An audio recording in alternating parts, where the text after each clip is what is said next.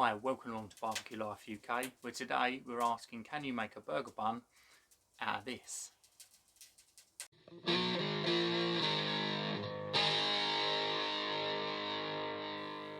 So yes, today we are asking the question, can you make a burger bun out of a hot cross bun? So a hot cross bun, if I don't know whether you get them over in America, basically they are a currant bun with filled with spices, sort of things like cinnamon and things like that. And these are what we have traditionally around Easter. So I had my first hot cross bun of the year, weekend just gone, and automatically popped into my head, oh look, it's a bun-like shape. I wonder if I can put a burger in here. And I thought, well, there's only one way to find out. And I'll film it and we'll see how it comes out. It could be a complete disaster. We'll find out at the end. So I haven't shot anything yet. I've literally got my charcoal burning and I wanted to do this piece to camera so that I'm non-biased from the beginning of how this is going to turn out. Normally I would shoot this piece afterwards and lay my footage over the top. So I'm really excited about it. So basically we're going to be doing a bacon cheeseburger. We're going to toast off that hot cross bun. We've got some 10% mince that we're going to cook up, flame grilled. We've got some streaky bacon and some mild cheddar, and that is going to be it. And we're going to give it a taste test live on camera and see what it is like. So stick around, I'll take you through the cooking process. I'm not going to go massively into details because at the end of the day it is just a bacon cheeseburger, but I'll show you a little bit of it and then we'll get to what it looks like, what it tastes like in a minute. Stick around. So we're going to start off by making our burger patty. Now I want to try and make this a real savoury sort of taste within the beef to balance out the sweetness in the bun. So I'm going in with the Rusty Barbecue Company's cattle dust. Now this is like SGP on steroids. So in here you've got your salt, your pepper, your garlic.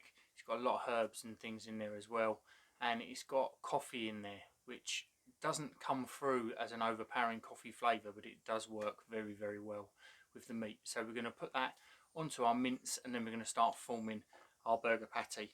So nice and loose. We don't want to be working it too hard because it will shrink too much.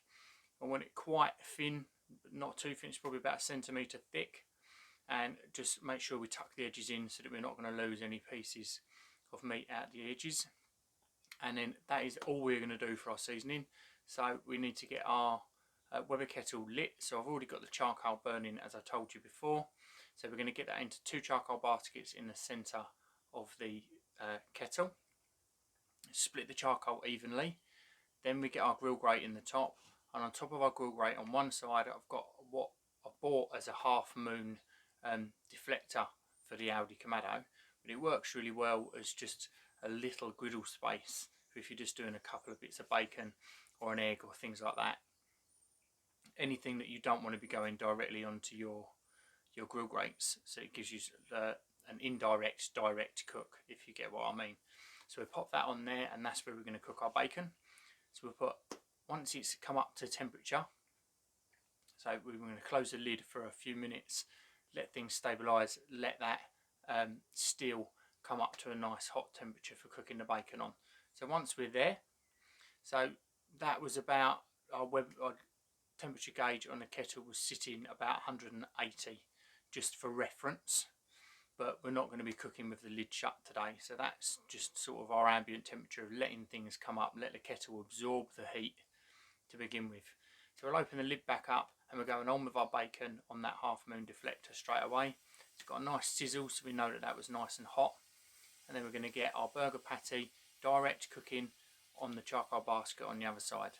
It's not going to take very long because it's not very thick. Same with the bacon, that's not going to take very long.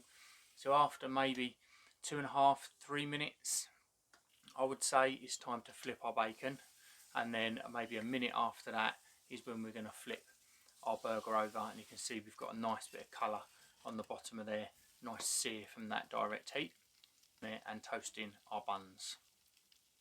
So we're just going to put them over that direct heat as well, and then that's going to get a nice toast on those as well. Now I want to be getting my bacon cut in half so that it's not all hanging out the burger.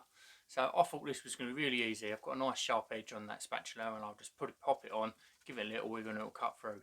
But it didn't cut through quite so well, so it proves that everything doesn't always go to plan. So once that bacon is cooked and nice and crispy, we're going to get that off, just put it to one side, and we're talking a minute that it's got to sit there just while we melt our cheese. So I'm going on top of that patty with our cheese. So the cheese I'm using today is a mild British cheddar. So I've been looking up around to try and get some American style cheese, because I've had a few people say plastic cheese isn't cheese, and it's not cheese, but in some cases that is what you need in a burger. So I'm going to be putting things in between a mild cheddar and the plastic cheese if I feel the need to. So we're going on with that. We're going to shut the lid down. It's the only time we're shutting the lid on the entire cook, for about a minute. We're just going to let that cheese melt down. So once that cheese is melted, it's time to start building our burger. Take our bottom bun, and onto that we are putting our burger patty with our nice melted cheese, and then we're going our bacon on top of that, and then we're just going to crown it off with the top bun. I'm going no sauce, nothing to complicate this. It is a simple bacon cheeseburger. All we've done is change the bun. So let's give it a bite. So everything's gone to plan. Moment of truth.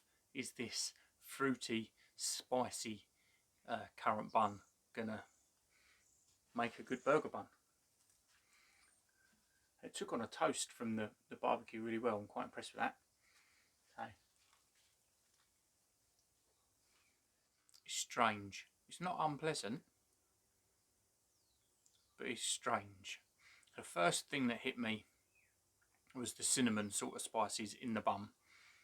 Then the beefiness come through, and the real savouriness from that rub kind of balance each other out. And then I got the bacon, and then the cheese, and I think it's the cheese that isn't quite right. Maybe I should have left it out. I kind of wondered that, whether the cheese was going to work.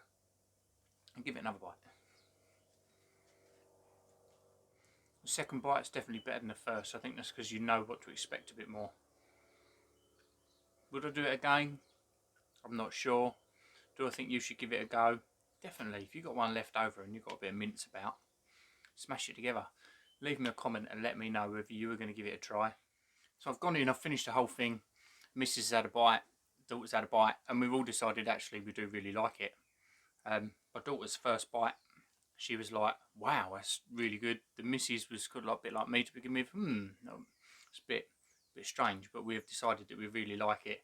We think it's the balance of the savouriness within that patty, and then the sweetness and the fruitiness in the bun, and it works really well. So give it a try. If you're on the Facebook group, then make sure you take a picture, post it on there so I can see. If you're not on a Facebook group, why not? The link's in the description below. Come and join the community, share your cooks with us. That way we can communicate one-on-one. If you've got any questions, you can message me, you can ask me in the group. We're a lovely little group of people that like to give out advice. It's a really small group. There's about 700 members at the moment, and they're all really nice people. So if you like what we're doing here at Barbecue Life UK, then please do subscribe to the channel. Make sure you ring that bell for notifications. Leave me a comment, let me know what you think. Tell me whether you are going to be making this or whether you think I'm mad for cooking it to begin with. Make sure you like the video. Please do at least one of those things. It means a massive amount to the channel, and it will really help me get out to see other people if you can show that you're engaging back with me. Thank you very much for watching.